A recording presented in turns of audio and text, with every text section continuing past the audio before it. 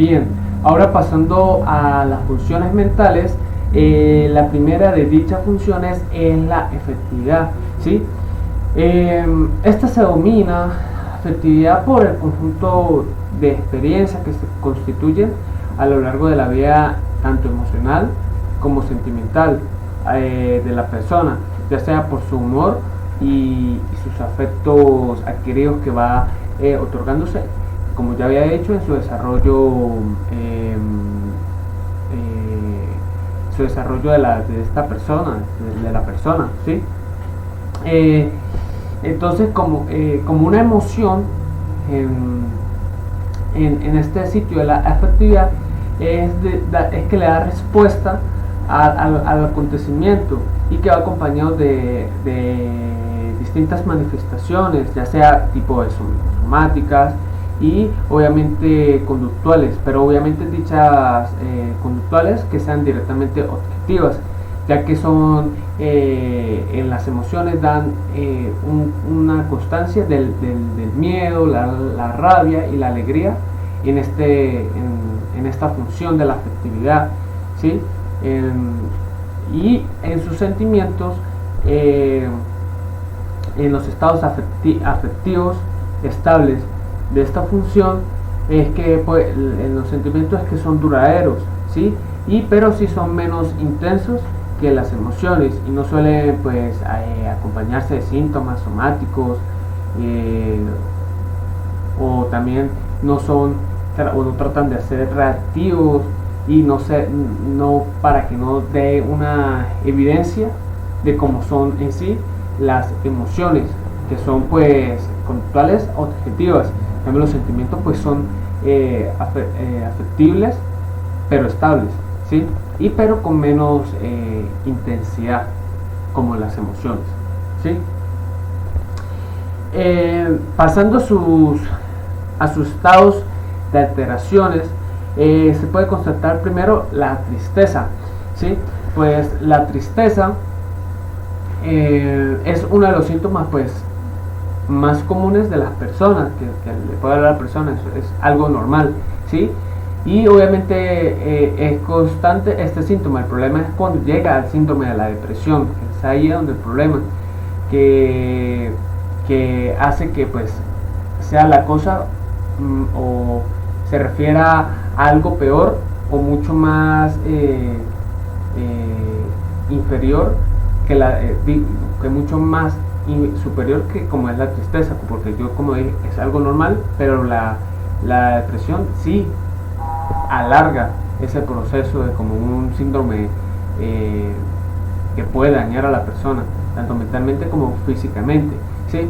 El segundo es la alegría, que pues es el mismo nombre lo dice, que es el incremento del estado de ánimo que lo acompaña, pues ya sea un sentimiento o una emoción, y pues más que todo siempre es algo subjetivo del momento, ¿sí? Que le da como bienestar y entusiasmo. El tercero, disculpen, es la ira o la irritabilidad, que también es como la alegría, que es un incremento del estado de ánimo, pero en este caso con un sentimiento de contrariedad y rabia, ¿sí? Está contrapuesto a las acciones, contextos o situaciones que se albergan en ese momento, que se esté dando en ese momento, ¿sí? El cuarto es la anedonia, que pues se trata de que es incapaz de sentir placer o satisfacción a las pues experiencias normalmente que serían agradables para una persona normal, ¿sí? Entonces antes de que se enfermara, pues, o sea, antes de que le dé la novia, anedonia, pues hace que la satisfacción y las experiencias ya no sean agradables por tener esta alteración, ¿sí? Por quinto es la actividad emocional, que se refiere en sí a los rápidos cambios emocionales que se encadenan de manera exagerada y dan estímulos insignificantes, de una manera normal, pues, ¿sí? De segunda parte tenemos como función mental la actitud, ¿sí? Ya que la actitud como tal, que consta, define sí de elementos básicos de la personalidad profunda, y comprende pues las distintas dimensiones fundamentales del sujeto, que cuáles son las cognitivas, activas y las, obviamente, por supuesto, como ya había dicho, las conductuales. Este componente pues se da esencia por tres diferentes formas, ¿sí? Que es la conductual, la emocional o afectivo, y la cognitiva, ¿sí? En la conductual, en primer lugar, es porque este elemento refiere el modo de que los pensamientos o las expresiones de esas emociones sean de un modo que tratan de adquirirse como una expresión a las emociones, ¿sí? O pensamientos, ¿ok? Como segundo elemento emocional o afectivo, es de que se toma este como segundo lugar porque se refiere a que los sentimientos sean totalmente emocionales y afectivos a cada persona, ¿sí? Y el elemento cognitivo, como último, es porque hace referencia a lo que cada individuo, cada persona tiene en su mente y piensa, ¿sí? Ahora, las funciones de la actitud de las personas, ¿sí? Esto pues eluge a muchos de los autores que han dado esta investigación sobre el tema de las actitudes, ¿sí? Del ser humano, ya que estas actitudes tienen como objetivo la acción de integrar todos sus componentes, como se dijo en la definición, las cognitivas, las afectivas, conductuales, pero también las biológicas, ¿sí? Y estos se emergen en distintas actitudes que tienen cada una de ellas.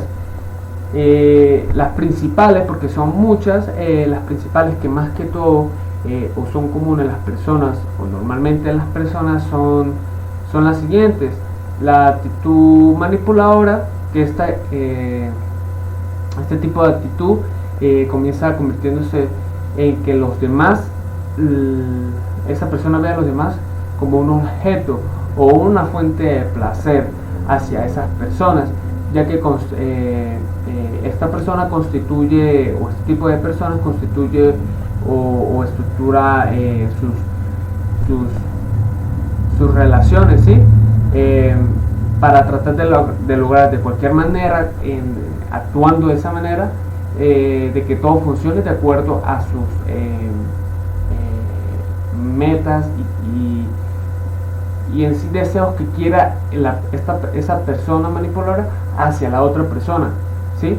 Asemejándose a las mejores estrategias y arriesgándose también para tratar de convencer a esa persona y que esté bajo su propia voluntad.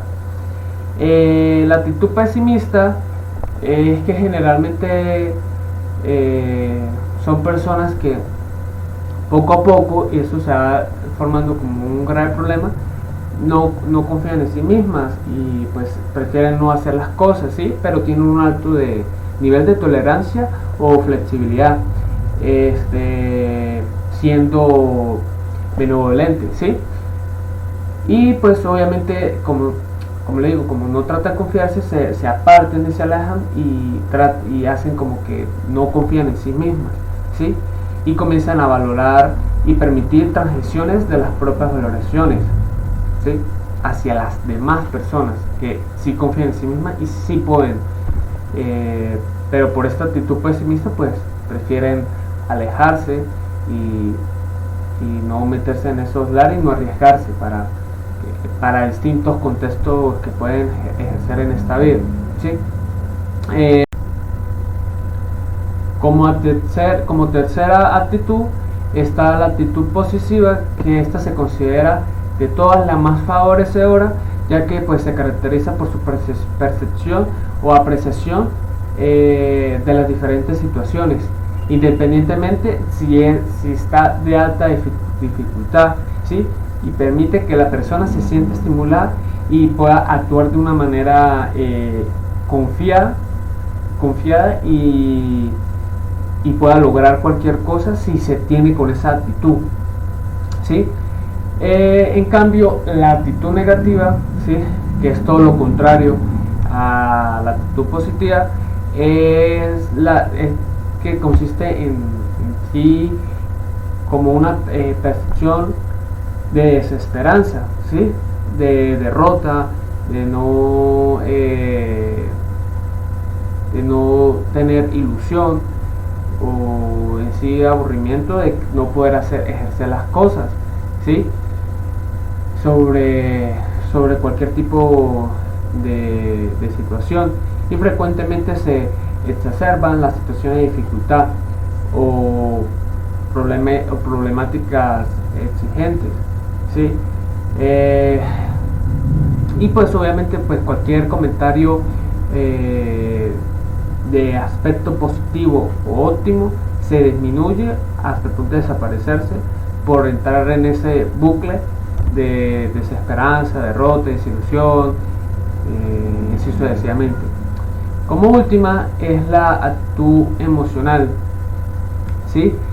Este tipo de actitud pues se observa de una manera frecuente en las personas que se sientan sus relaciones en calidad de su afecto y hacia los demás, ¿sí? Tener una emoción de sí mismo y que sean fuertes y compartirla así con otra persona, ¿sí? Se caracteriza en un valor o prioridad que le da a un área emocional, llevándolo así a vivir con más intensidad, con más emoción, ¿sí? Ya sea hacia sí mismo o hacia los demás, ¿sí? Mostrando mucho sus emociones, su persona, abriéndose hacia los demás, o como le digo, hacia sí mismo, amándose propiamente, y mostrando ese amor hacia otra persona, amando a otra persona, pero empezando amándose primero uno mismo, o sea, esa persona, ¿sí? Por último, en esta función de la actitud, su medición para este tema es más conocida según, de acuerdo al autor Gohan, de que las actitudes pueden medirse mediante las escalas, ¿sí? Ya que las escalas pues constan de una serie de ítems que pueden ser cuidadosamente seleccionados y se forma de una preposición y constitución de un criterio válido, ¿sí? Pero sobre todo preciso para darle precisión a cada actitud, o darle la mejor probabilidad para medir alguna de los dichos fenómenos, ¿sí? Tanto en su entorno como a nivel en la cultura social, ¿sí? Ahora pasando a la siguiente función mental, sería la tercera, la psicomotricidad, ¿sí? Bien, como tercera función está la psicomotricidad. Esta implica una acción ejecutada por el individuo, y pues esto todo lo engloba a través de los movimientos, ¿sí? Para que obviamente se centre, el individuo se centre en la conciencia de su cuerpo a través de este movimiento, y cómo se da todo este desarrollo global, pues obviamente a través de centralizar los aspectos afectivos, cognitivos y motores, ¿sí? En su clasificación está el trastorno del impulso y de la volición, ¿sí? en esta clasificación, y estrechamente pues se liga con la motricidad, que es la actividad motriz, ya que esta pues da secuencia a través de ellos. Pero para poder clasificar tienen que relacionarse estas tres actividades como trastorno de la psicomotricidad, ¿sí? Y a través de esa clasificación, agrupándoles en sí el mecanismo patológico que se subyacen a este trastorno, ¿sí? Ahora bien, en su patología se va a través de los diferentes tipos de trastornos clínicos que corresponden a anomalías o en una dimensión a otra estas anomalías, ¿sí? De primero están los símbolos no verbales y de expresión, ¿sí?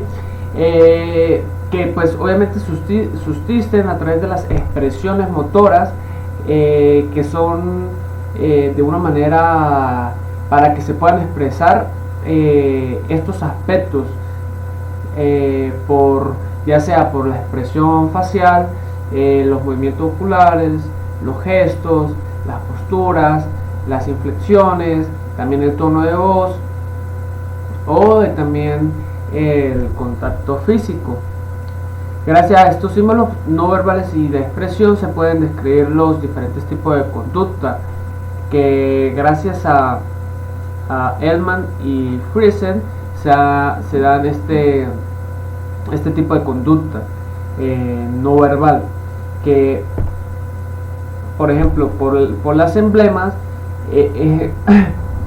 son actos no verbales con una traducción verbal directa, ya puede ser a través de, qué sé yo, doblando los puños o haciendo gestos con los dedos, o sea, moviendo los dedos de una manera no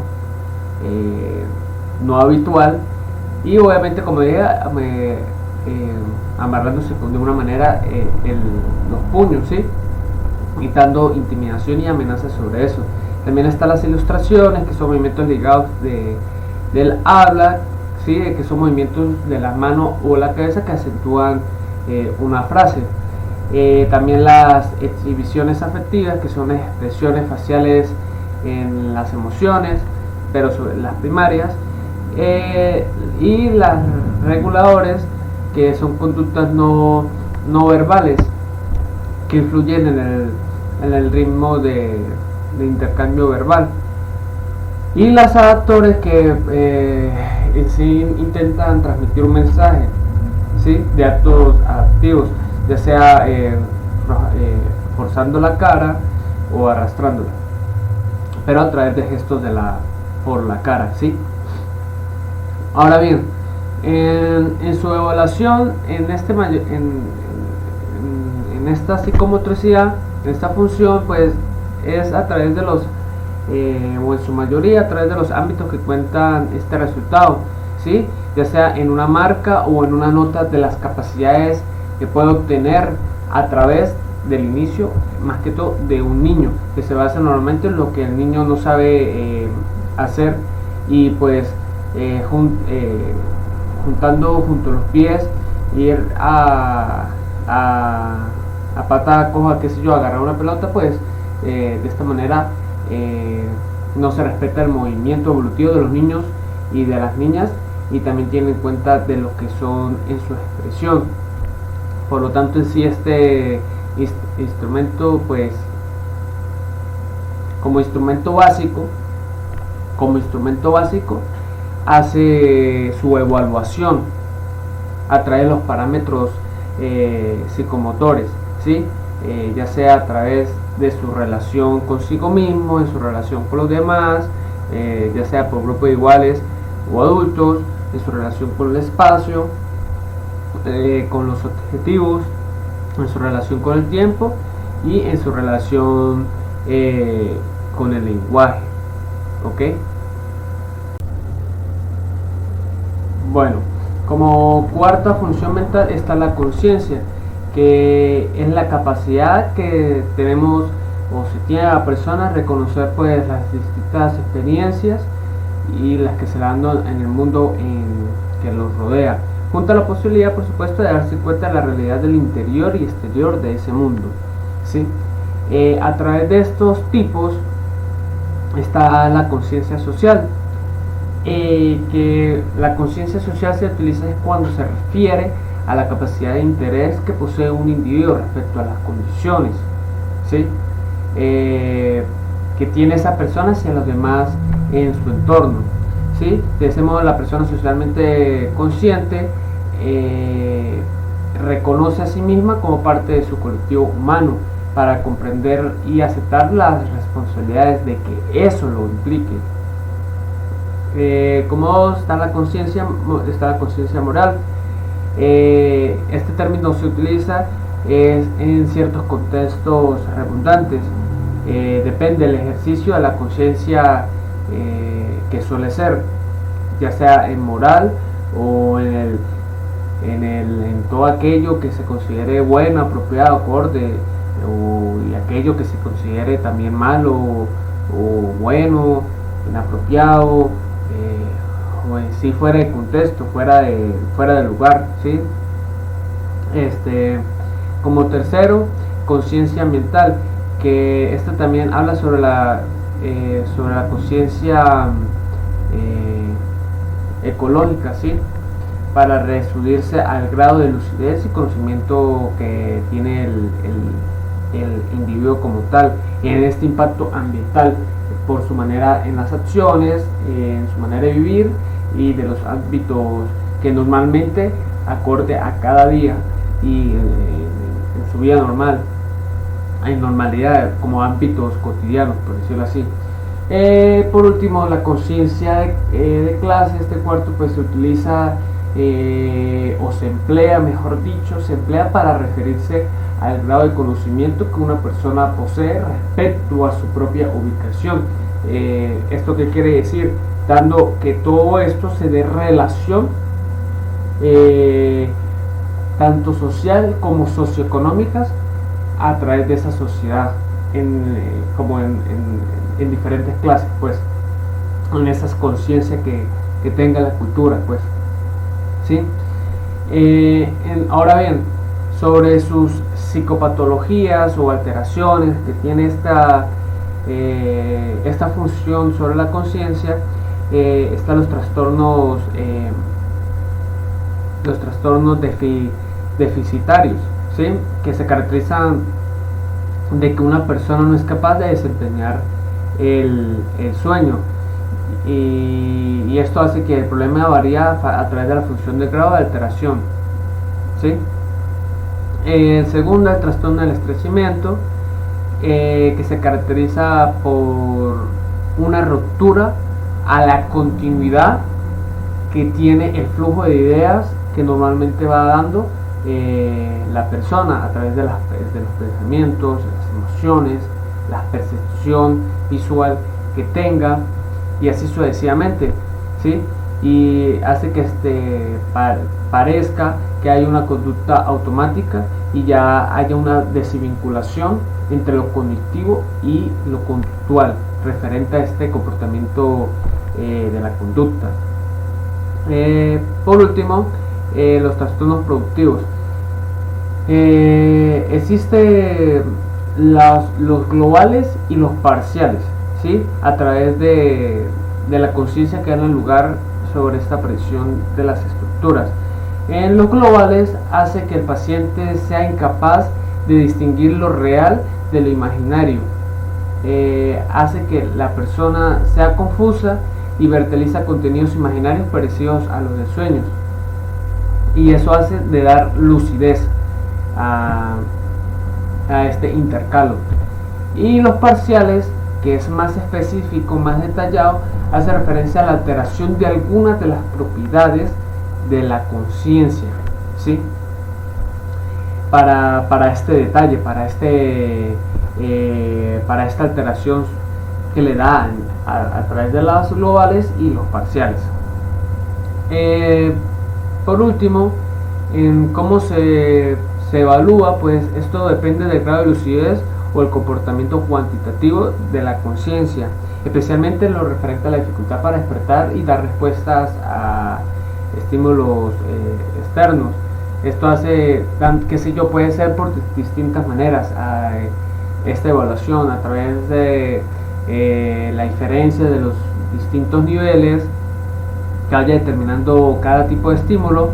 Otro también podría ser los estímulos, que van desde hablarle a una persona, comenzándole hablándole como una voz modulada, voz normal, hasta la más fuerte para ver si produciendo un ruido o un estímulo sea capaz de producir dolor, ¿sí? Pero sin dañarlo. Y por último puede ser dándoles pellizcos en una región o en un lugar que sea infraclaviscular, ¿sí? Infraclaviscular, dándole presión en esas partes, ¿sí? Bueno, siguiendo con la quinta función, es la función de la orientación, que define como la función psicológica que implica la capacidad de seleccionar y mantener los contenidos de la conciencia. ¿Qué quiere decir esto? La orientación de la capacidad y la actividad psíquica que tiene cada persona a través de la experimentación y los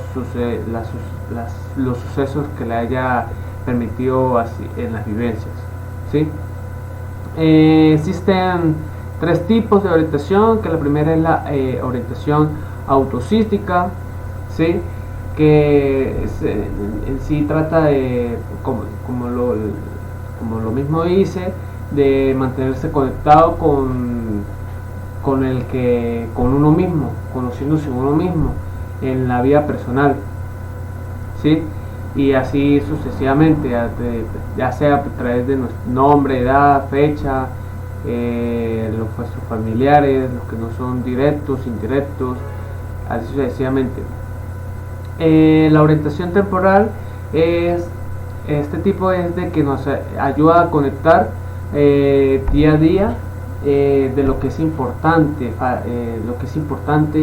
en la facilidad de facilitar cualquier tipo de información relacionada con los datos, ya sea del día, del mes, la hora, la estación del año, si es la mañana, la tarde, la cultura, que se celebra, así sucesivamente, algo temporal, pero que sucede. Y la última, que es la orientación espacial, que esta pues hace que sea importante todo lo que se conoce y donde está la persona, ¿sí? Desplazando en sus desplazos, en su espacio, en los caminos, su vida rutinaria y en sí en donde hace y ejerce su vida. Esa sería la espacial. Ahora bien, como principales trastornos de la orientación está la desorientación, que como su mismo nombre dice, pues se entiende en la pérdida de la capacidad de emplearse a sí mismo en el tiempo y espacio, ¿ya? De una forma que sea correcta. Una posible desorientación incompleta es la segunda, ¿sí? Que sería tipo, qué sé yo, de que ir a un lugar, ir a un lugar, ¿sí? Varias veces, pero a nivel autocítico pues tiene desorientación y no sabe volver a ese sitio por más que ya haya ido varias veces, ¿sí? La tercera es la doble orientación, que es capaz de orientarse en determinados momentos, y esto hace que tenga una mezcla entre la situación real y los elementos irreales, ¿sí? Un ejemplo de esto, si yo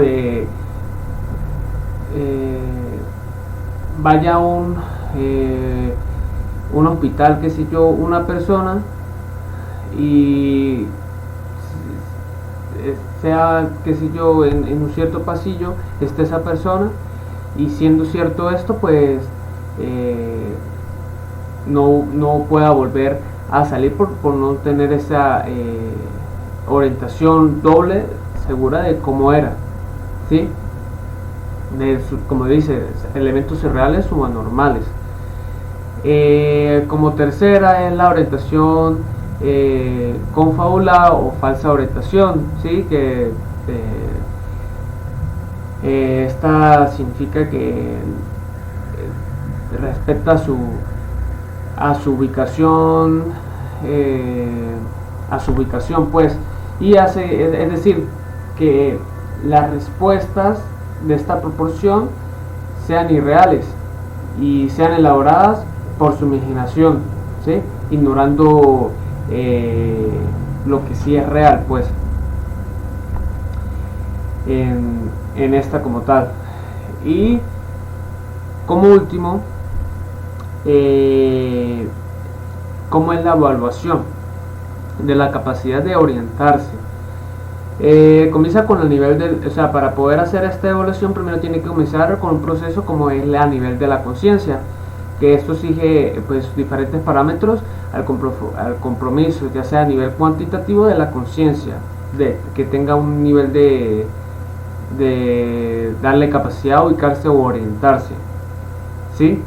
Y a través de esto pues sería esta capacidad de orientarse, pues dan los siguientes aspectos de la orientación respecto a sí mismo, ¿sí? Como ya había dicho en sus tipos, de cómo se llama, qué edad tengo, qué trabaja y así. En la orientación del tiempo, en qué fecha estamos, en qué mes, el año, la estación, la hora. En la orientación del espacio es de cómo se encuentra, cómo puedo llegar a tal sitio, está en su casa, así sucesivamente. Y en la orientación respecto a las personas es quién soy yo, labor del desarrollo, si está presente, y quién es esa persona, ¿ve? Dándose preguntas para permitirse darle una idea si esta persona está lúcido o está desorientado. Para eso es el examen, obviamente en ese proceso de evaluación, comenzando con nivel de la conciencia, ¿sí?